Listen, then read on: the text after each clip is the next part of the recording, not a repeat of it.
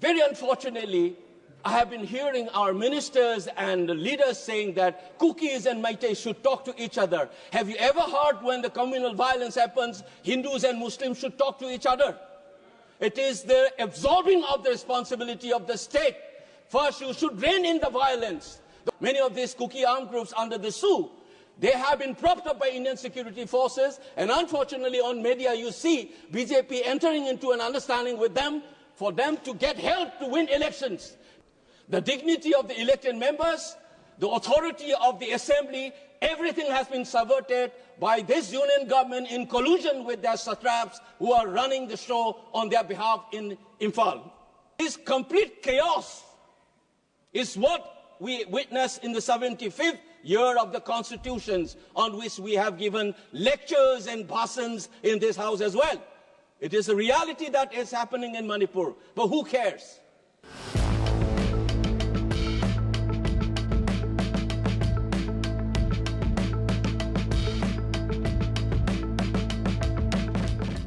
I was expecting the President's speech to mention something on Manipur, very honestly speaking, because I thought that the government will outline through her speech on the steps being taken by the government of India to deal with the issues and this tragedy that we have been witnessing in my home state. But call it arrogance or a reflection of a peculiar form of Rashtra Chetna followed by the ruling party, they have chosen to remain silent and in an effort to make the crisis invisible to the rest of the country as well as the globe. So I expect Madam Chairpersons to give me a little more time than the usual so that I can register the pain and anguish of the people of my state in particular and those fellow countrymen who are worried about the happenings in my home state. It's my sincere appeal to you. Please do give me some extra time. In our President's speech, it says that the government is trying to take along all these people, an inclusive and all-encompassing approach based on the principle enshrined in the Constitution. But the fact of the matter is, this government and their ideological moorings clearly does not believe in inclusive politics. I say this for one reason, not only for what has happened vis-à-vis with the Manipur crisis and the manner in which the government of India have responded, but also generally the manner in which they have tinkered the constitutional principles and the manner in which they have imagined this nation to be. Their attitude and response to Manipur is nothing but a specific form of reflection of their general conception of what this nation is all about.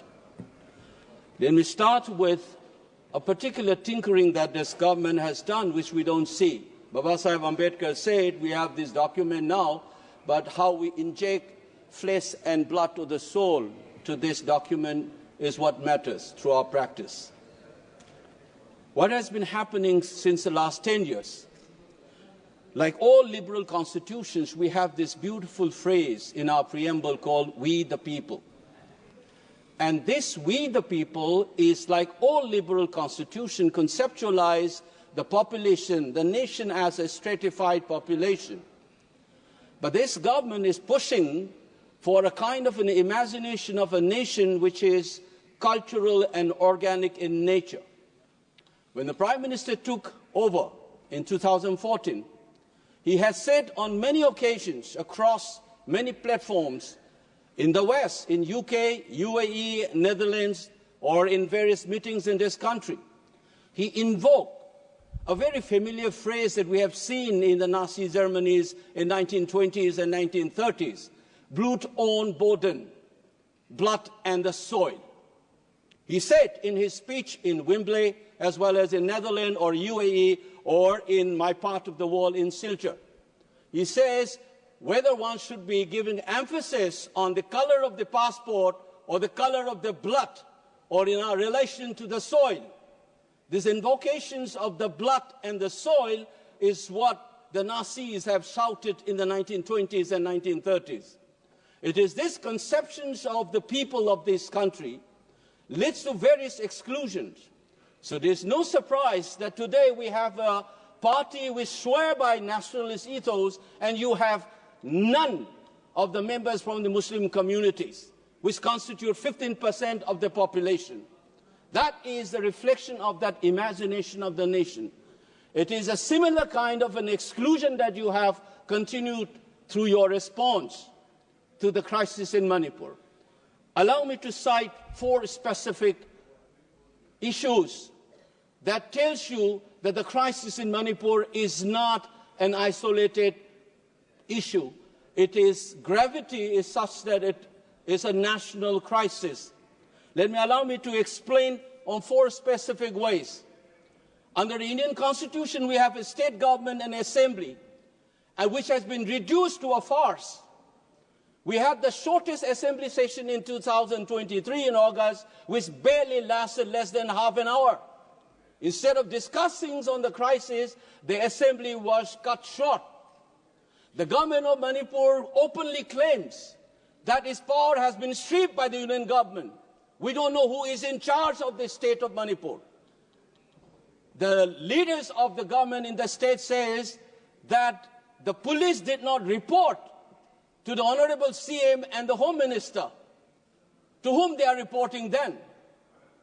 And the appointment of the big officials of law and order, such as the chairman of the Unified Command, which takes care of the security and law and order situation, coordinate various security agencies, has been removed and planted some ex-bureaucrat by the center. And the CM says, for instance, that some part of Manipur is under my command and some part of the state is under the Union Home Minister. Can you imagine the Chief Minister of Maharashtra saying, Mumbai is under my control and the rest of Maharashtra is under the Union government? That is an illegal subversion of the constitutional mechanism and democracy in this country in the 75 years of our experience.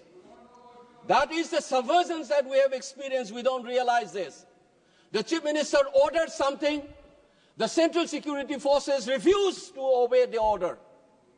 And there are images where the Central Armed Forces stopped the Manipur police from responding to armed attacks on innocent villagers.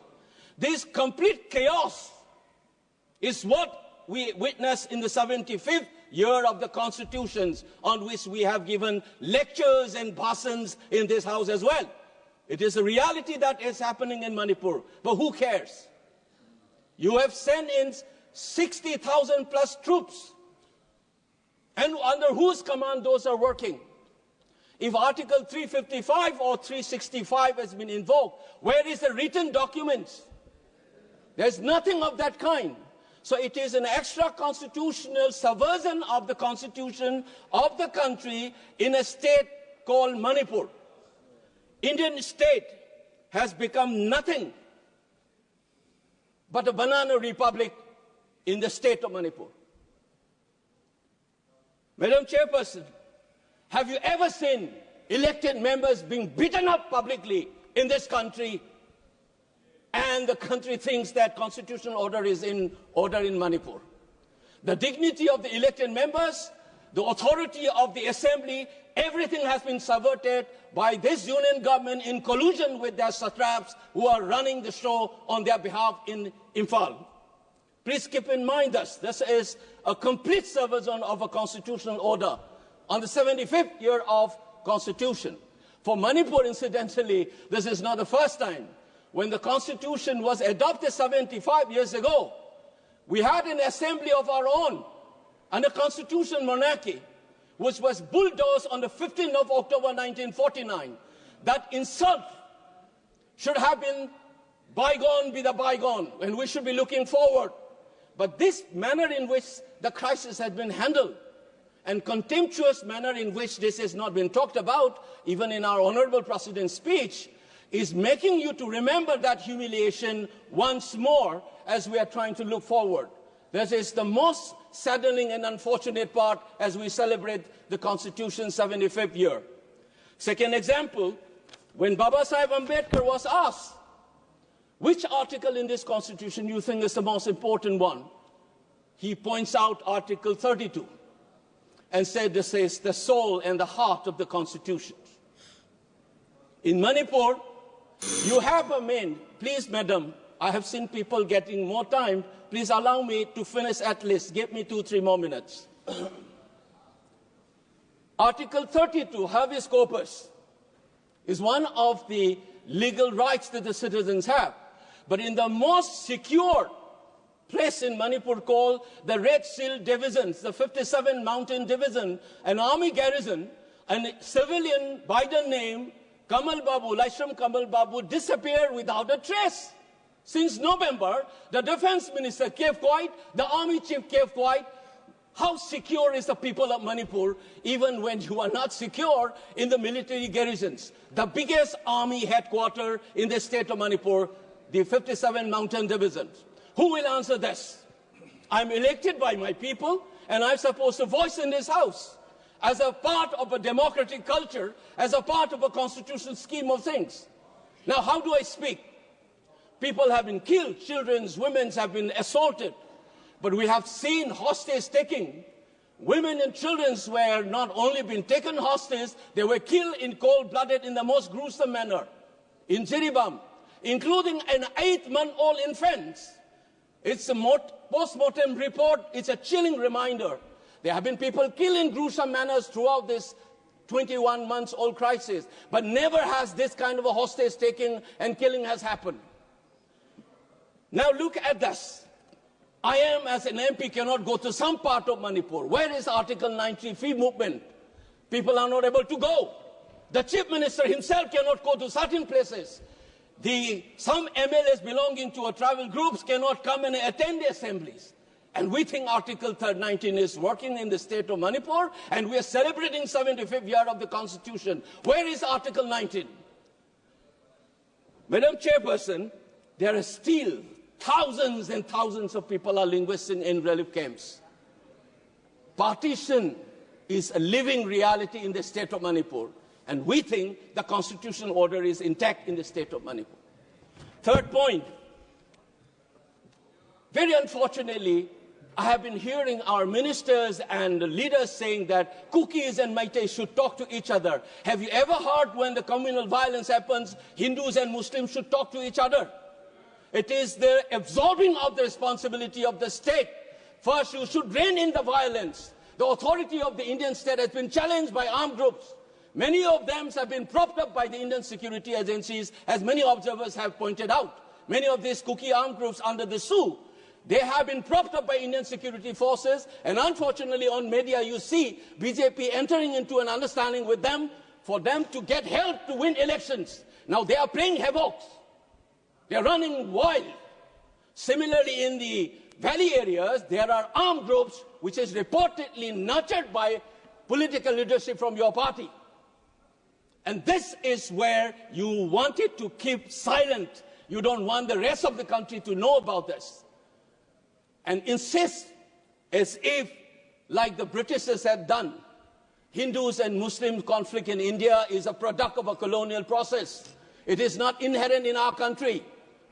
That's many scholars have written. You do not essentialize this conflict. This is a part of a colonial state process. Unfortunately, while still talking about decolonizations and trying to change a law created by the British, we are talking like the Britishers, saying that this is an essential conflict between the Hindu, just like the Britishers have done, as if the Kukis and the Meiteis have an essentialized conflict. It is a product of a state process. We need to decolonize our mind. Lastly, but not the least, Madam Chairperson, we talk about Viksit Bharat and progress and development. I must inform the House that the highest inflation rate in the country today is the state of Manipur. All the small-scale, medium, micro entrepreneurs have shut down. We're losing investment. People are losing jobs. And the unemployment rate, Manipur is among the top 5 in this country. We talk about the eastern state. Many of the eastern states, including Andaman, is in the list of the top 10 most unemployed people in this country. You are not talking about this economic development, this crisis. There is no relief, tax or otherwise. You are trying to push it under the carpet as if nothing has happened. Despite all this thing, Madam Chairperson, you know what happened. People are not able to travel because of this communal violence. And the flight fare is soaring to the sky. It is looting the tragedy-stricken people. A flight fare from Delhi to Kolkata is around 6,000, which is 2.5 hours journey. But the flight from Imphal to Kolkata is around 14,000, double the amount which has been going on for the last 20 months. Government of India is not interested in that. So what has been happening, you think that we are talking about Manipur as if it is an exception. I want to end with this remark. The Danish philosophers have reminded us. Soren Kierkegaard once said, if you want to understand the general, pick up an exceptional, true exceptions, because the exception will explain the general as well as the exception itself. If you want to understand what this country and how it is imagined, how this constitution is working, and how it is being lied to the rest of the country, take Manipur as an exceptional case. The moment we are honest about it, you will be able to answer. We think that alienation of the Northeast people will be okay, but you check it how the youths are asking the relationship between India and Manipur because of this crisis. It is a danger written on the wall, and I draw the attention of all our members cutting across party lines. Please respond. We need a JPC to inquire into this crisis and do justice to the people of the state of Manipur. Thank you, Madam Chairperson.